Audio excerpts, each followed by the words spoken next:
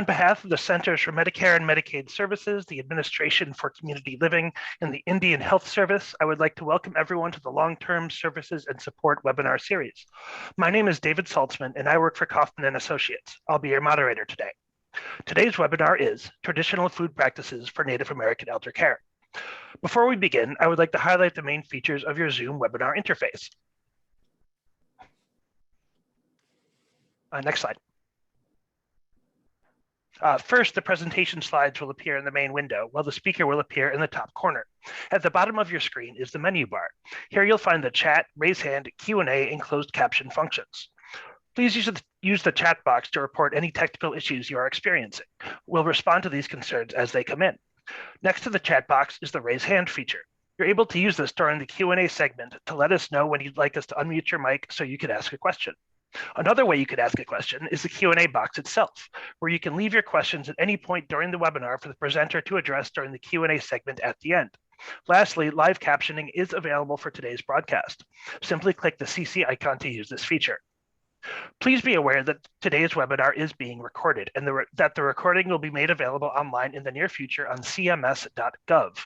If you would like a copy of the slides sent to you directly, please email ltssinfo@kaufmaninc.com. That said, I would like to welcome everyone to today's webinar.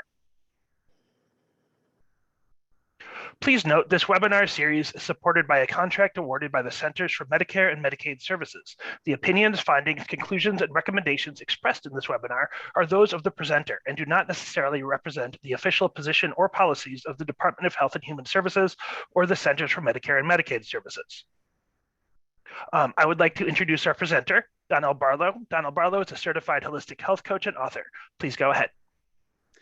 Hi, good day, everybody. My name is L Barlow. I am an enrolled member of the Ottawa Tribe Otter Clan, and on my maternal side, I am Yurok.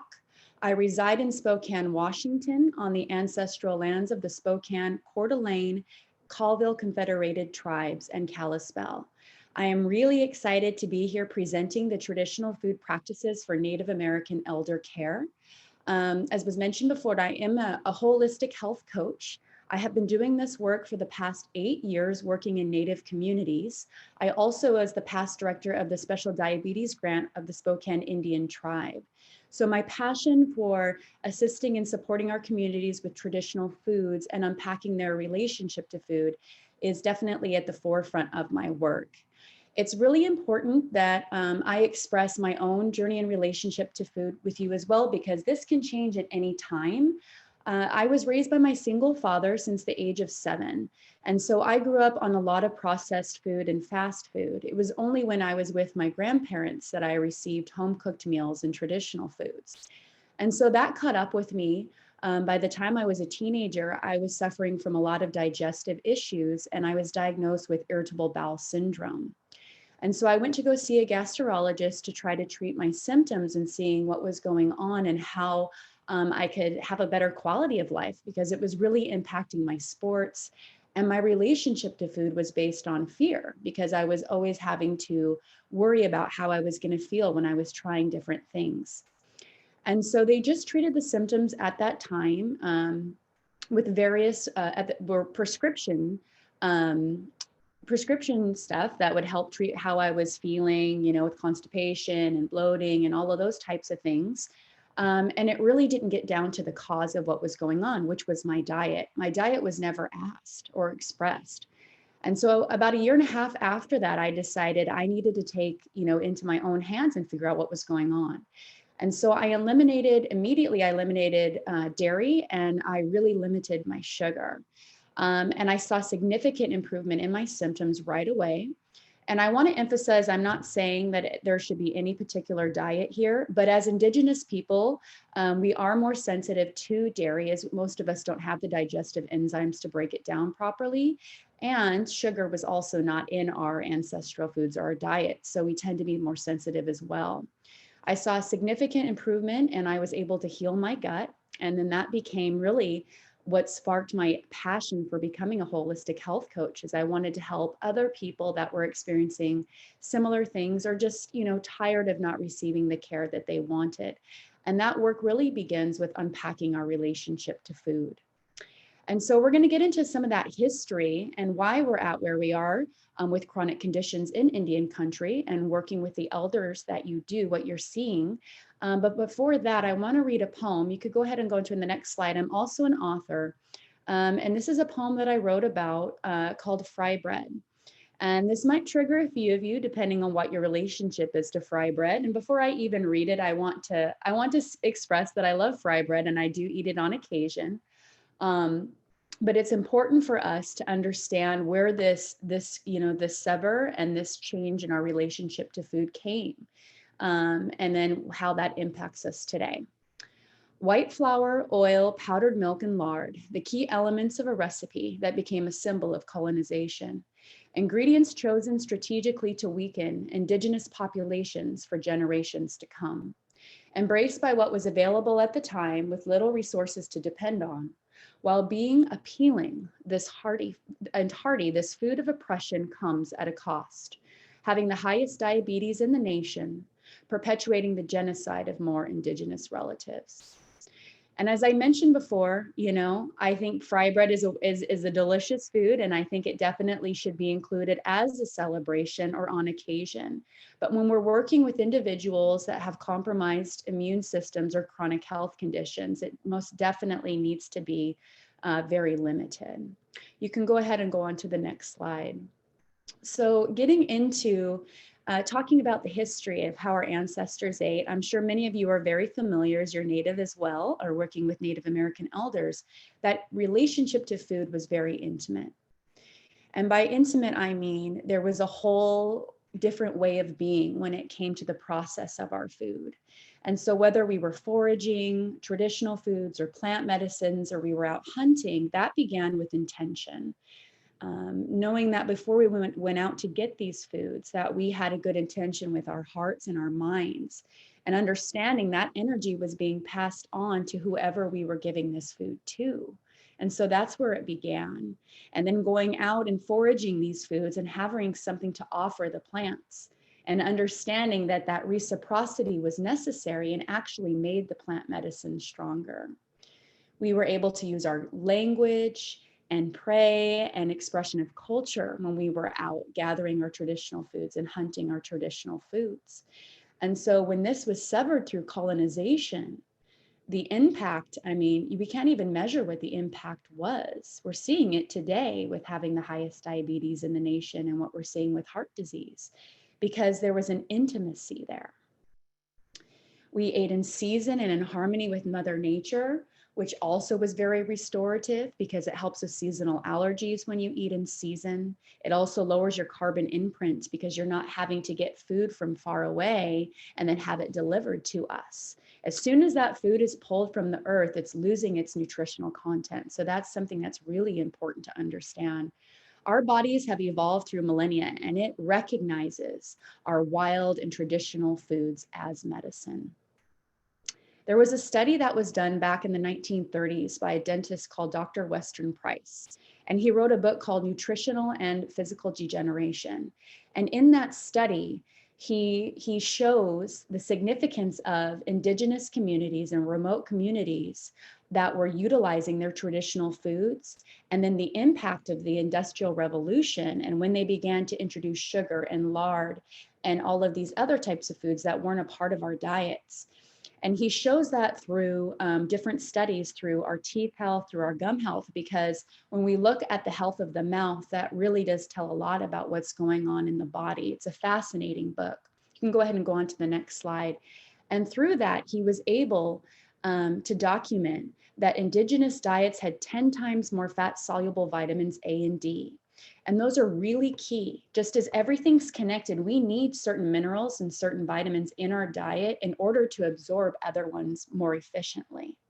And so our ancestors understood that relationship. They didn't need to know that certain animals and certain plants provided those vitamins and minerals, but they understood what they were going to do for the body by observing the animals and passing those teachings down throughout their families.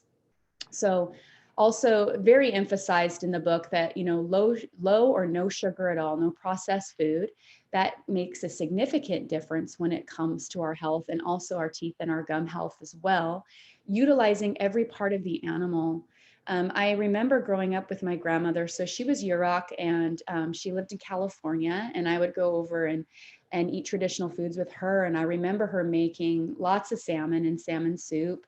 And her favorite part was eating the face of the salmon. She would eat it, pretty much pick it clean, the entire thing.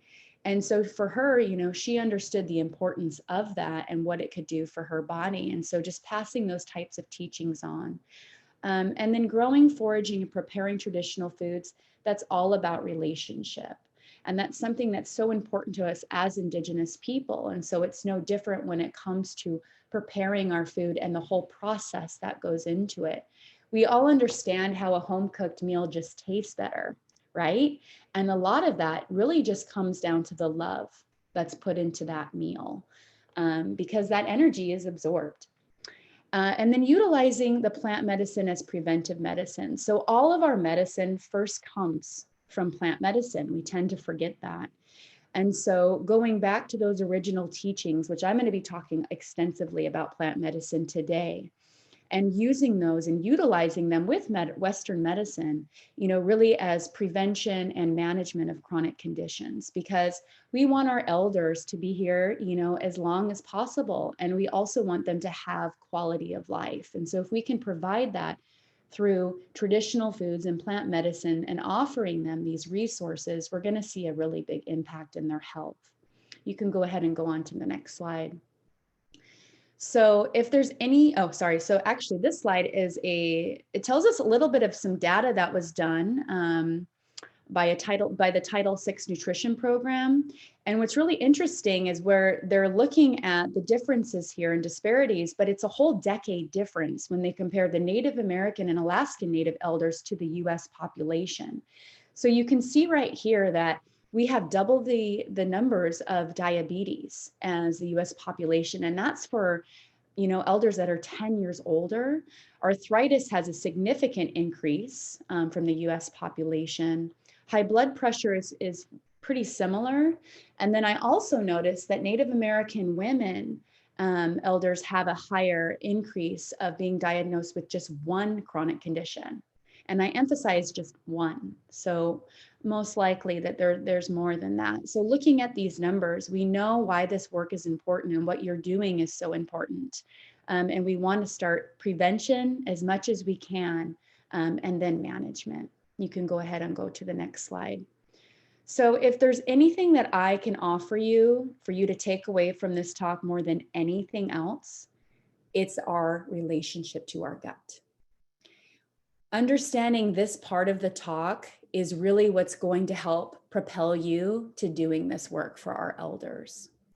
And so our gut, actually, they used to call our gut our second brain, but now they're beginning to call our first brain, because when we're forming in the womb, we're just a little fetus forming in the womb, we actually form our gut before we form our brain. And our gut has its own central nervous system. So it sends chemical messages from the gut to the brain with the foods that we're eating. So that can look like indigestion, it can look like bloating, but it can also feel like migraines. It can increase anxiety. It can increase depression, ADHD. So these different signals that we're getting are not just physical, they're emotional, they're energetic, and they can be spiritual. And this is a very complex and intimate relationship that we have with our gut. But we're often taught to ignore those signals, and we tend to use over-the-counter drugs and other types of products that start severing that relationship. And it's so important that we receive those messages. So what happens over time is we're getting these signals and we're ignoring them because we can mask the symptoms, you know, quite easily. And the body starts to increase the inflammation. So what that looks like is little tiny holes in our intestinal lining will form, and partially undigested food and harmful bacteria will leak through those holes. And that's where the inflammation occurs. So this is how it shows up differently depending on what you might be predisposed to genetically. So if the inflammation travels to the joints, it's going to show up like arthritis. If the inflammation travels to the lungs, maybe you might have asthma or asthma runs in your family, then you're going to see more respiratory infections and things like bronchitis. This one hits me the hardest, I think. So when we see inflammation travel to the brain, that is showing signs of early type 3 diabetes, also known as dementia and Alzheimer's. So we truly are what we eat. And with each meal and each beverage, we're one step closer to prevention of chronic disease, or we're one step closer to igniting chronic disease. And so that's why it's so critically important to understand the foods that are going into our bodies and how they impact us. And same that obviously goes with our elders. You know, if there's someone who's going through a lot of autoimmune or chronic conditions, just understanding that each choice that they make is taking them one way or the other. And so our gut actually repairs itself. They say about every 5 to 7 days. And so it's the most regenerative organ in the body. But if that constant inflammation keeps occurring, then it doesn't have a chance or an opportunity to repair itself. And then that's when the inflammation occurs.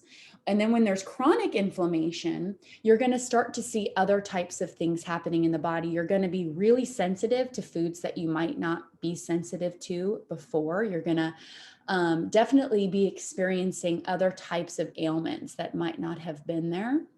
And then if we ignore those signals, then it can turn into something quite serious.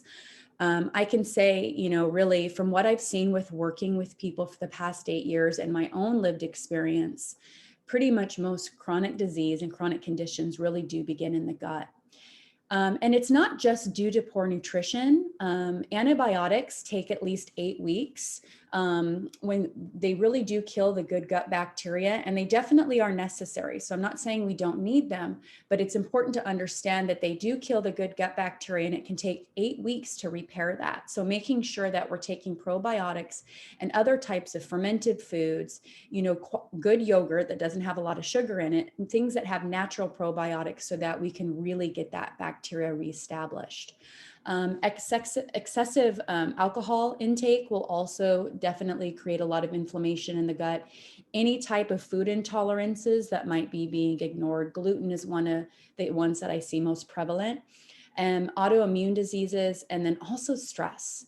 So even if we're eating right, we're exercising, we're doing all these different things for our health, if our elders are experiencing chronic stress, what happens is we release different chemicals into the body. And in order to maintain homeostasis in the body, we'll actually begin to deplete minerals and vitamins so that we can kind of stabilize that. But that also increases inflammation. So I actually do entire talks on stress and how important it is to manage our stress effectively, because it really does impact the body and ignite some of those chronic conditions that weren't there before.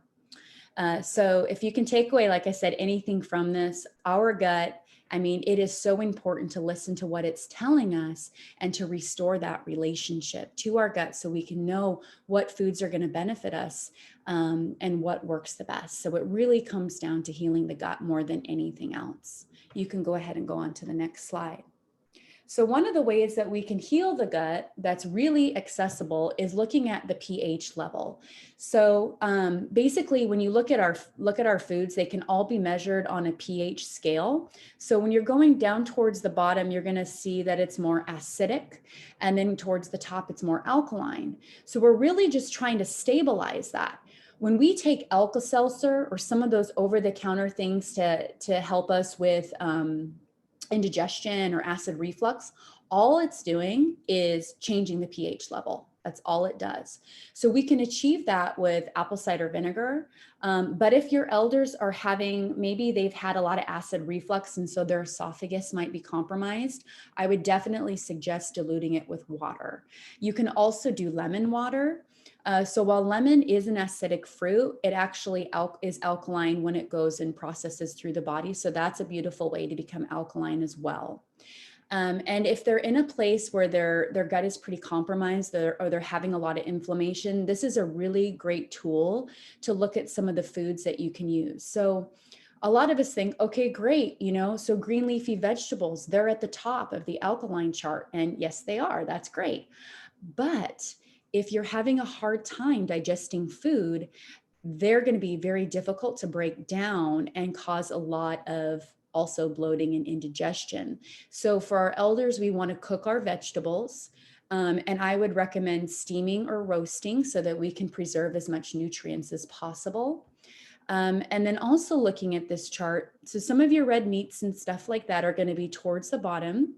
And meat is great. It's a great source of protein, but also it takes a lot of energy to break down, which is what keeps us full and sustains us, which is great. But if we're having a hard time breaking down our food, we have to consider that. And so going back up the scale and looking at maybe a different source of protein. Certain beans are going to be more alkaline and more acidic, like garbanzo beans tend to be more on the acidic. But when we look at lentils, they're one of the most alkaline beans that you can do. So that would be really digestible for our elders. And when it comes to healing the gut, this is really what we have to pay attention to, is looking at these foods and what's going to calm down the inflammation so that we can begin to heal the gut. And then that's going to help with all the other symptoms that they have going on. So, just a fun little chart to look at. It can be measured. You can get alkaline and acid pH strips at a nutrition store. And the only way to measure it is you have to actually urinate on it first thing in the morning to get an accurate reading. But it is really interesting. And I think it's a really effective tool when we're trying to look at what's going on with the gut.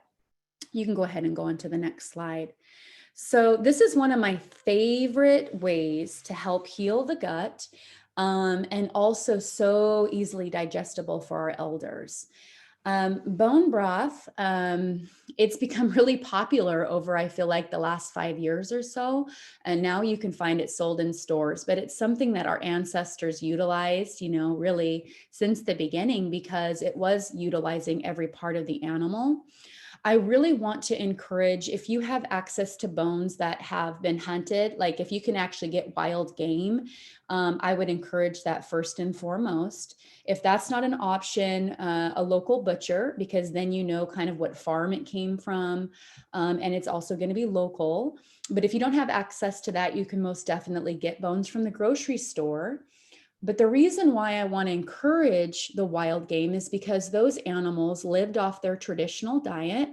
They also are going to be, they're not going to have a lot of stress hormones in their body. So that's something that we absorb energetically. So that's, important to really emphasize that, when we get those wild foods, not only is it more nutrient dense, the meat is leaner, it's higher in vitamins, it has less, stress hormones, but it's also not treated with pharmaceuticals. So it really does make an impact. And that's the whole point, right, of bone broth, is that quality of bones and knowing where they come from. So how it helps heal the gut. So the process of bone broth, so you're taking, if they're raw bones, I do roast them in the oven at 350 for about 30 minutes. But if they're already cooked, you can just utilize them that way. And that helps leach out some of the additional minerals from the bones.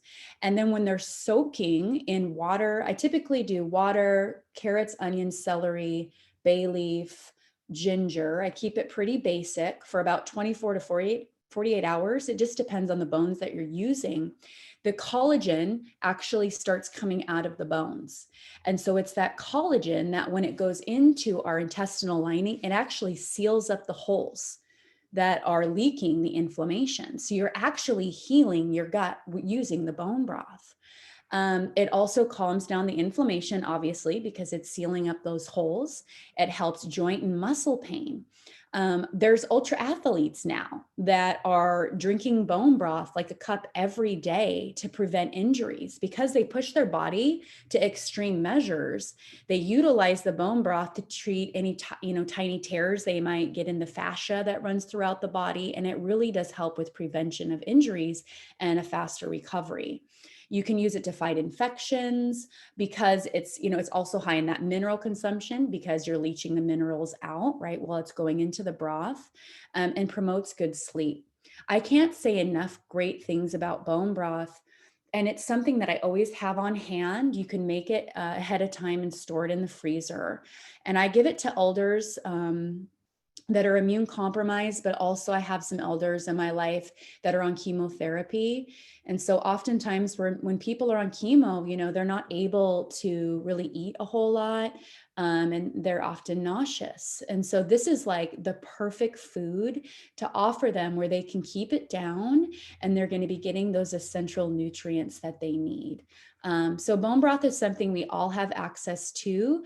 But if you can get those bones, you know, in wild game, I definitely encourage going that extra mile, and that will mean so much to your elders. All right, you can go ahead and go on to the next slide. We're going to get into plant medicine. So before I start going into the actual plants, I want to talk about best practices. If you are someone that's new to foraging and this interests you, it's important to understand, you know, some of the protocols that go into it.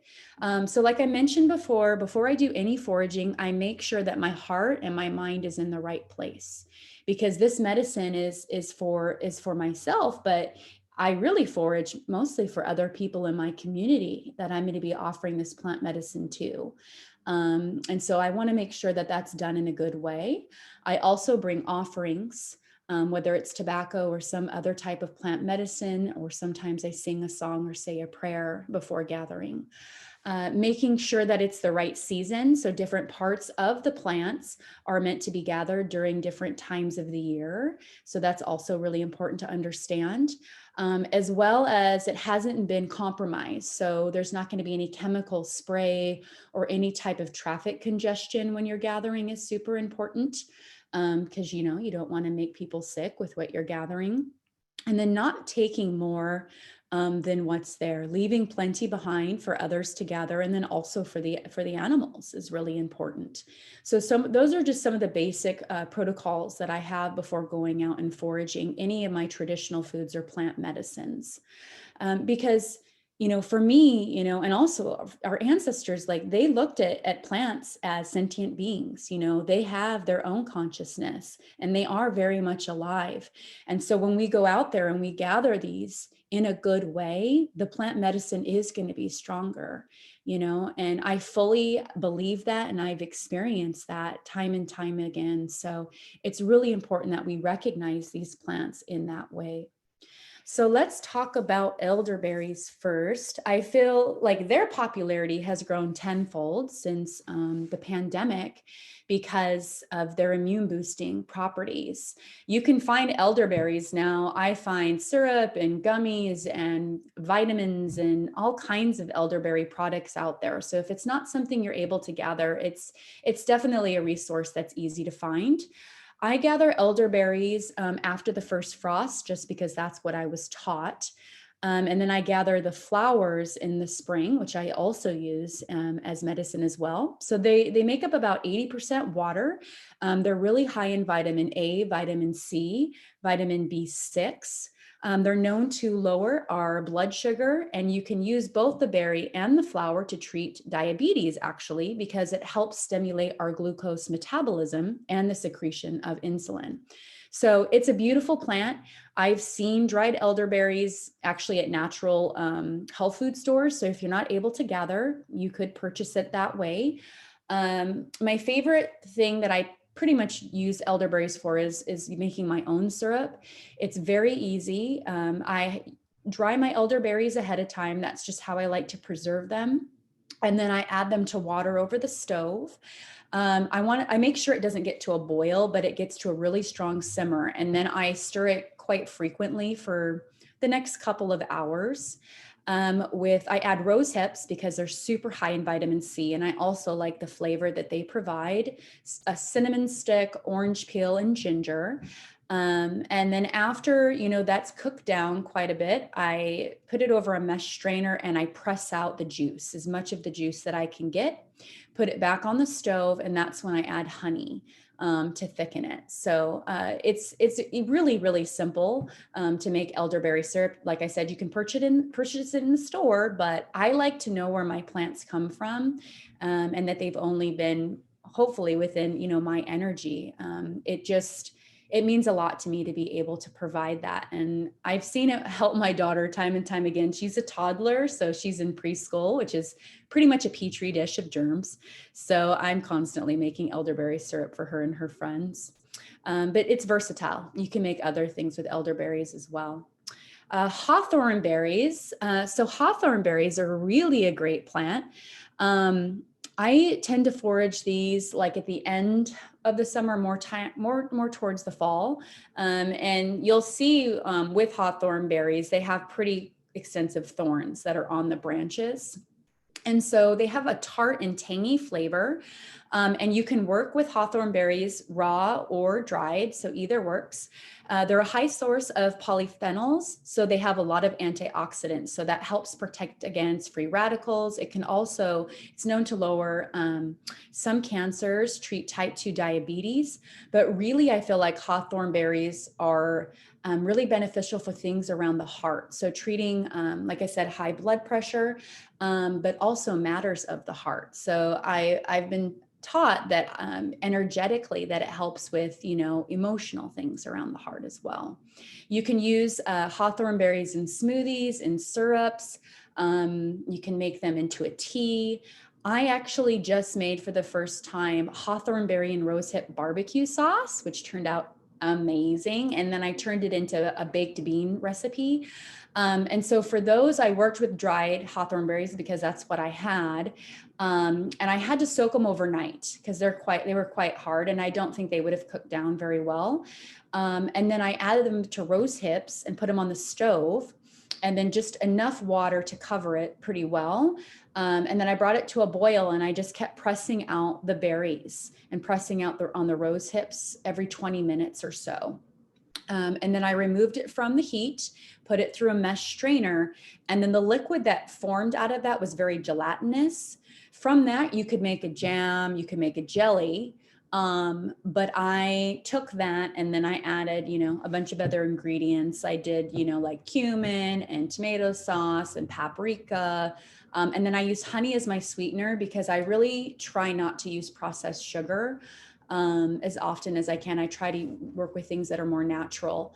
And I made my barbecue sauce, so it came out really well, and I was excited. So it's really fun once you get into the plant medicines and traditional foods. It's all about your creativity, and I'm always excited. So share your new recipes with me if you have any. All right, let's go ahead and go on to the next slide and to next plant medicines. Awesome. So we're in lamb's quarter and stinging nettle. So these are plants that you're actually going to find probably in your backyard.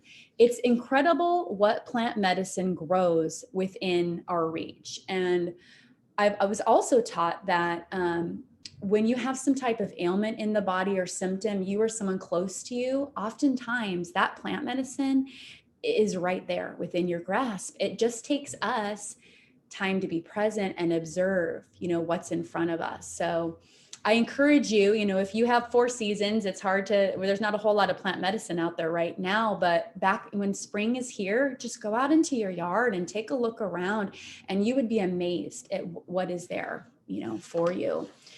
So lamb's quarter is one of those plant medicines I see in my backyard all the time. It actually has more protein than cabbage and spinach. So it's a great alternative. You can also use the seeds. So it will grow seeds, and you can dry those out and pound them into a flour. I like using lamb's quarter just kind of as like a leafy green. So I'll use them in salads, or I can put it in a soup. So it's really, really versatile.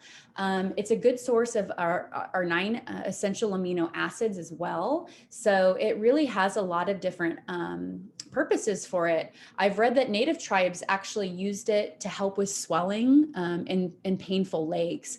So they would use it internally and maybe you could do a tea, or they would pound it down and make a poultice. So pounding down the leaves and then applying it to the outside is also another way that you can utilize this plant medicine.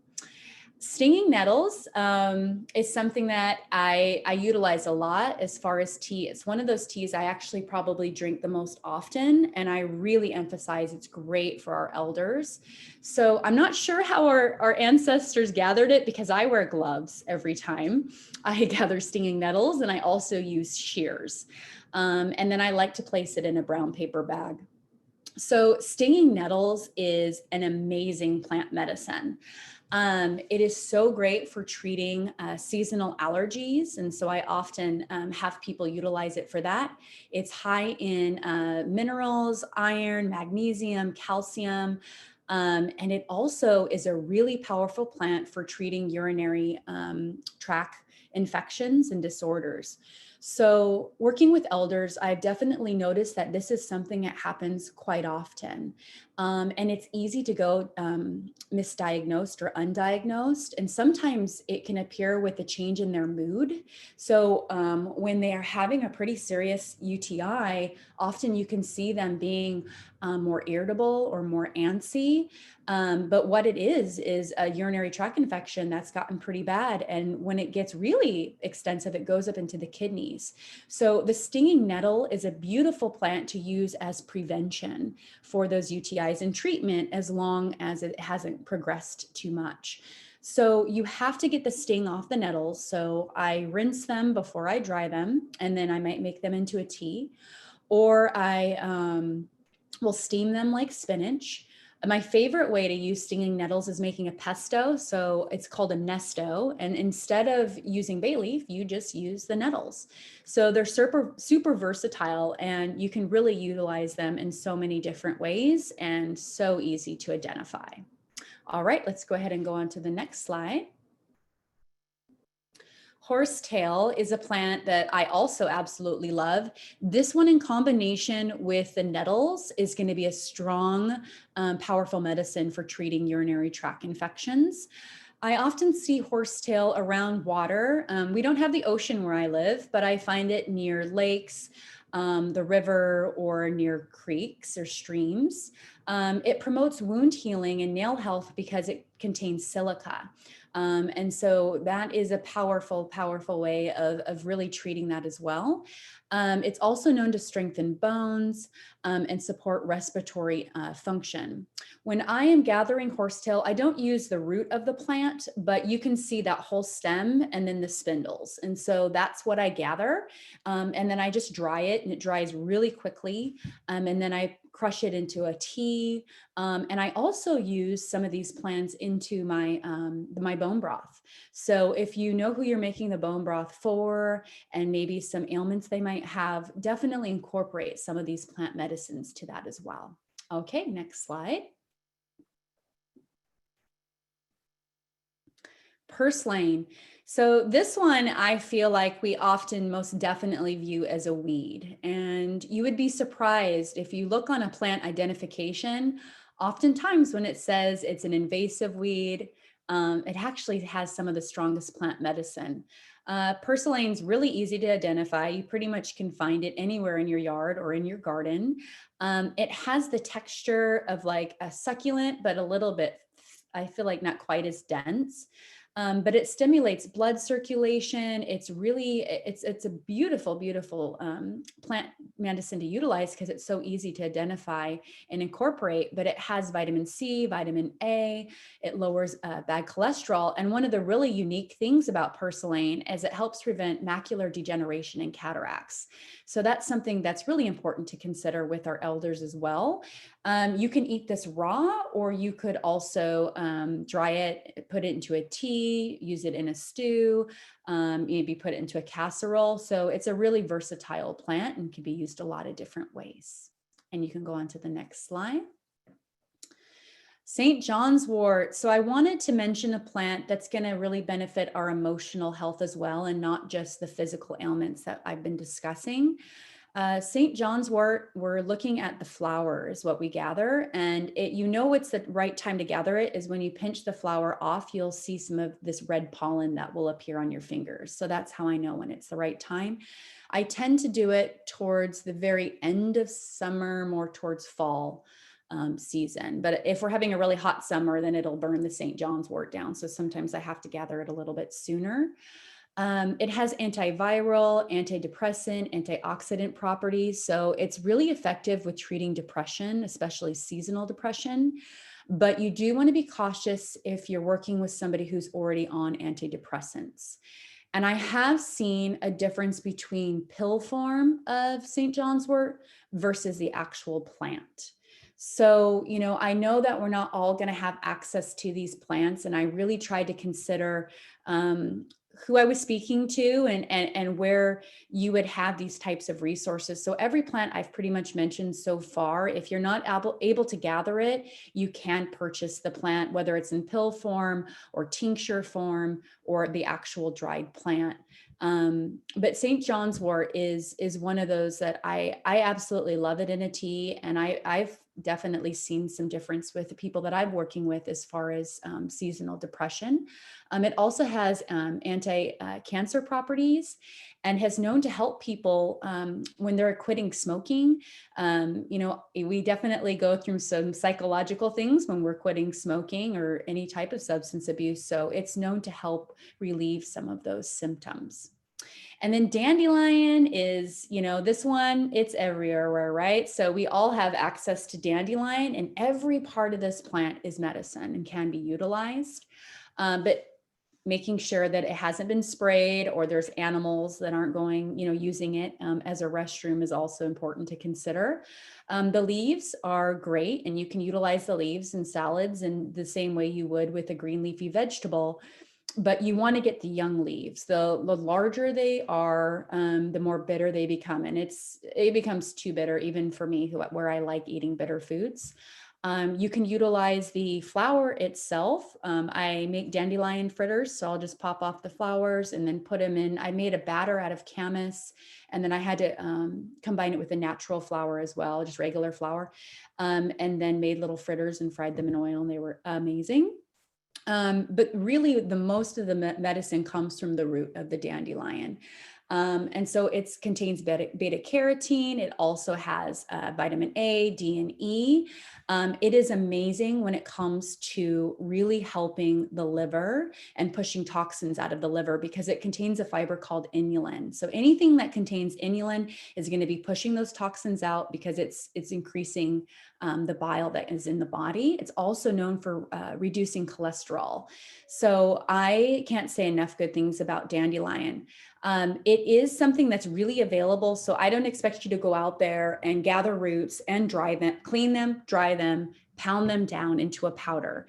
There's products out there. There's Dandy Blend that's already crushed down dandelion root. You can also buy dandelion tea. There's a few different, I liked this slide because there's a few different ideas here. And so it is one where it would take quite a bit of work to prepare it into that tea form, but there's so much out there now. It's become really popular utilizing the dandelion. It's also known to lower blood pressure because of its high potassium content. So I can't say enough good things about it, but dandelion is most definitely something we all have access to. All right, you can go on to the next slide. So these might be something that you might not have depending on where you're located in your area, but I wanted to mention a few other actual traditional foods. And that first slide I had shown earlier, that was my daughter gathering camas with me for the first time that she was able to go with me, which was really cool. So camas is harvested in the spring to late summer. It really does depend on the season though. If we don't get a lot of rain, then it does dry out early, so it doesn't go into the summer. It comes from the lily family, and it's a bulb. When you see it from above ground, you see these little purple flowers that are displayed. And this is a white camas, but there's other varieties of camas as well. It grows in wetlands and grasslands. These have always been valuable among our people. They were traded as gifts, and oftentimes families would pass down their harvesting sites with camas. It's one of my favorite traditional foods. It can be steam cooked or pit cooked. The easiest way to prepare camas is I just dry it in my dehydrator, and then I just like to eat it that way. And it does have a sweet taste because it is mostly carbohydrates. But I also like to use camas. I'll pound it down into a flour, and I have made muffins with camas. I've made crepes with camas flour. I made the dandelion fritters with camas flour. So it's incredibly versatile, but because it's really dense, I have to utilize, regular flour most of the time, just so I can create a texture that's not too heavy, especially when I'm baking with camas. And then sunchokes are a really awesome traditional food as well. And so native tribes called them sun root, and they come from the sunflower family. And they're typically in season late fall through the spring. They also contain that inulin. So they have that same fiber that was in the dandelion. So it's going to help with the secretion of bile and push toxins out of the liver. It's a great source of calcium, magnesium, and iron. And it's also known to stabilize blood and glucose levels. So this would be really great for anyone you're working with that has diabetes. When preparing the sunchokes, you do not have to peel them, but I prefer to peel them. Just it's kind of a texture thing, or I at least peel most of it off. And then I just roast them typically, but there's other types of ways that you could prepare them, but that's just kind of what I prefer. All right, you can go ahead and go on. Oh, wait, to the next slide. But before I talk about a little about these plants in the wilderness, I did have someone reach out to me and ask me about a few plant medicines to treat symptoms of COVID specifically. And I don't have a picture of mullein, but I wanted to talk about mullein. So mullein it typically grows like up to 4 feet high, and it has these really fuzzy woolly leaves that grow at the base. And then its cone that grows up from the base forms all these little yellow flowers. And you can see it throughout the year actually, but you typically would forage mullein in the summer and through the fall. But this is one of the most powerful medicine plants when it comes to treating upper respiratory infections. It really does have a lot of antioxidants that also helps with cleansing the bloodstream and helping with the prevention of free radicals. It's known to soothe a sore throat and then also relieve some of that mucus and really help you cough it up. When I'm harvesting mullein, I use the leaves and I use the flowers, and then I crush them down and I dry them, and then I crush them down into a tea form. I actually got my toddler to drink it. She had a respiratory virus from school about 3 or 4 weeks ago. And I actually got her to drink it, which was amazing, but I did add a few other things to make it taste a little bit better. But mullein is one of the strongest plant medicines you can use as far as COVID symptoms with coughing and upper respiratory. The other one I wanted to mention is cedar. So cedar you could use as a tea form, but you could also use cedar for steaming. And so when I'm using it that way, I'll just get several of the branches and I'll put them in a pot of water, bring it to a low boil. And then once that water turns yellow, it's ready. And I also had my daughter do this as well, as I took it off the stove and put it like in a glass bowl. And then I just had her sit over it and breathe it in. So cedar is known for its detoxification, and it does that through sweat. And it does that by getting those toxins out through our lymphatic system. So it's really, really powerful for helping us detox in that way. So like I said, you could use it in a tea form if you wanted to, or you could also use it as a steam.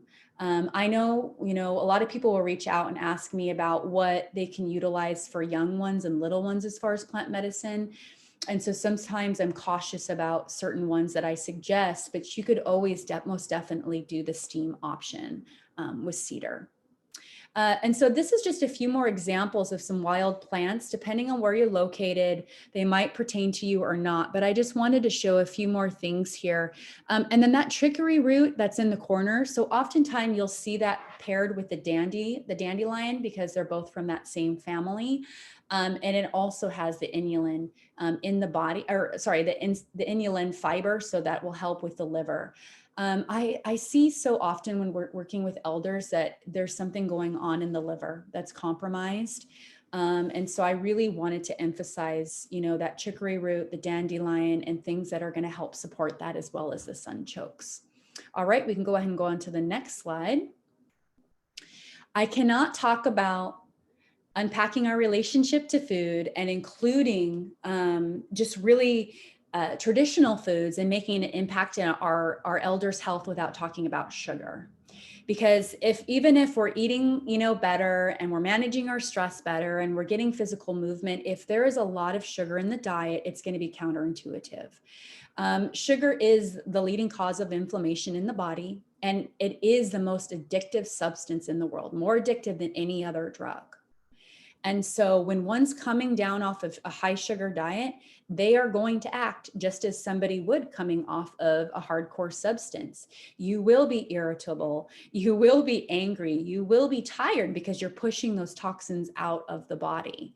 And so if our elders are having a lot of high sugar in their diet, it's contributing greatly to the inflammation in the gut. They're going to continue to have arthritic pain or whatever types of ailments that are going on. And, whatever they're using, whether it's prescription or otherwise, is really not going to be effective as long as we continue to have a lot of sugar. Not only does it create inflammation in the body, but it increases our risk of obesity and diabetes and heart disease. And it actually accelerates our aging. So it's through this process called glycation. As we get older, we produce less elastin in the body and collagen. And so it actually will compromise that and make us age faster just through eating a high sugar diet, but we don't tend to see those effects till later on.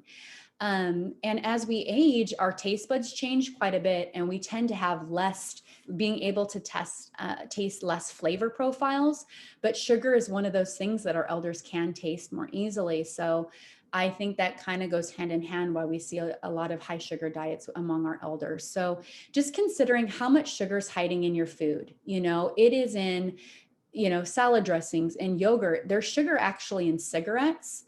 It reduces the harshness of the nicotine and it makes it more addictive. So, as we introduce these traditional foods into their diets more, really taking a deep look at where their sugar is at. All right, next slide. All right. So before we get into a little bit of questions, I really just wanted to break down unpacking relationship to food. And I really encourage you to look at this, not just for the people that you're working with, but also for ourselves. So it's important that we're doing this work as well if we're going to be facilitating this work.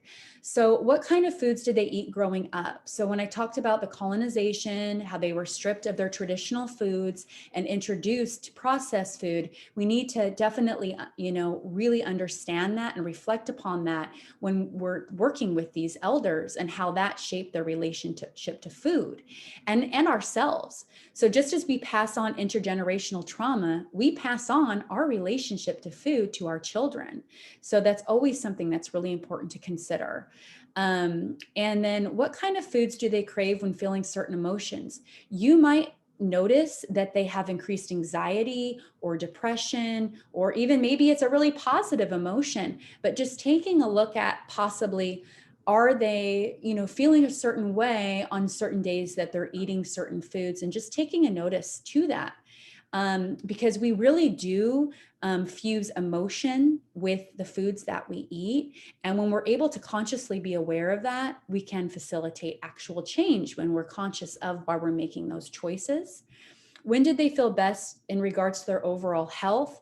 By that, I do not mean what you weigh on the scale. I mean when you're balanced in relationships, when you're managing your stress. So inquire, ask them when they felt the best. What were the things that they were doing during that time? And can we possibly provide those resources? Inquiring about what their tribe's traditional foods were. And, if it's possible for you to allocate those resources, the benefit and the impact, is not, you can't measure that. So, I just say, get a little bit more intimate with that relationship to food yourselves, but also start facilitating that change with your elders, but inquiring their relationship to food. All right, so I want to leave a little bit of time for questions, and that's all I have of the presentation. All right, so we're going to move into the Q&A session. This is our time for questions. We'll first be addressing the question already submitted in the Q&A box at the bottom of your screen. And if you haven't submitted your question yet, please do so now, or you can use the raise hand icon and we'll get to as many as we can. The first question we have today is from an anonymous attendee. It says, hi, many of these foods aren't available from USDA approved vendors. What are the CMS regulations and guidelines for bringing them into our long-term care centers? That's a good question. And you're definitely correct. I would assume they're not approved by your USDA. I'm not familiar with the guidelines of CMS in particular, but I would definitely, and I can try to go find out for you, or I would inquire if you're able to provide some of these for your elders. But that's a really, great question, and something I didn't consider as far as if the things that you're providing and resources have to be USDA approved. Okay, and it looks like we have a raised hand from Paula Carter. If we could unmute them.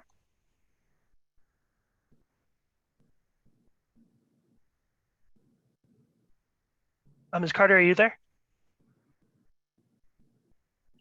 Still. All right, 1 second. This is Paula. Can you hear me? Yep, you should be unmuted now. Go ahead. Okay, thank you. This is a wonderful presentation, first of all. I am familiar with the research, the health disparities research that you had on one of your slides. And I know within that research, also osteoporosis was 2 to 3 times greater in our native populations. And I did see as your slides progressed that there were some plants that you specifically said help with osteoporosis and prevention of that disease.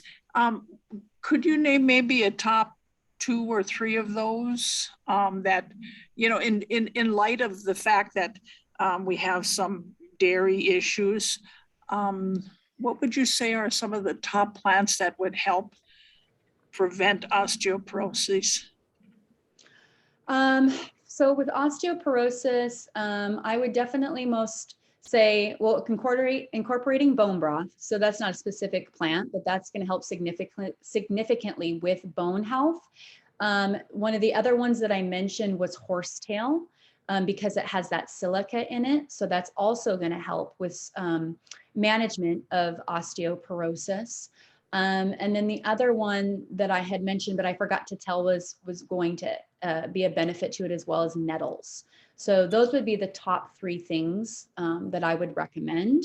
And then as much as you can, eliminating, just really limiting sugar. Thank you so much. So it looks like we have, oh, sorry, were you done? All right, it looks like we have another Q&A question here from, I apologize if I mispronounced your name, Kimberly Gignac. As a non-Indigenous person, how do I start having conversations with local bands to better understand their food security needs from Canada? That is also a really great question. I mean, I think it's going to take definitely, for one, educating yourself as much as you can. So it's great that you're attending, this webinar today. So that, and then I would also reach out to people in your area, some traditional food experts that know, what is there, so that they can get very specific with you. And like I mentioned on that last slide, you asking your elders, what foods did you grow up with? What were your traditional foods, and inquiring about that, and then finding if you can find those resources, and just being humble in that and telling them, I am not an Indigenous person, but I want to provide you the best quality care possible. And, I am willing and able to go out there and find these resources for you, because that goes a long way. All right, it looks like we have time for one last question from Linda Soto, and then we're going to wrap this up. If anyone has further questions, Donnell has been kind enough to provide her personal email. It's in the chat if you want to ask her directly. Ms. Soto?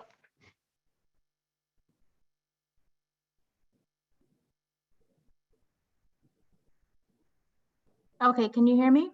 We can hear you. Okay, yeah, regarding the questions about how to get these traditional foods into a SNF, the tribal operated SNF I work in has been having some meetings about that. And we're doing a lot of outreach to the Maniloc Corporation in Alaska. They're an 18-bed skilled nursing facility that did do this, got harvested foods. It took lots of, what we're finding is that it's very expensive to get the nutritional analysis done.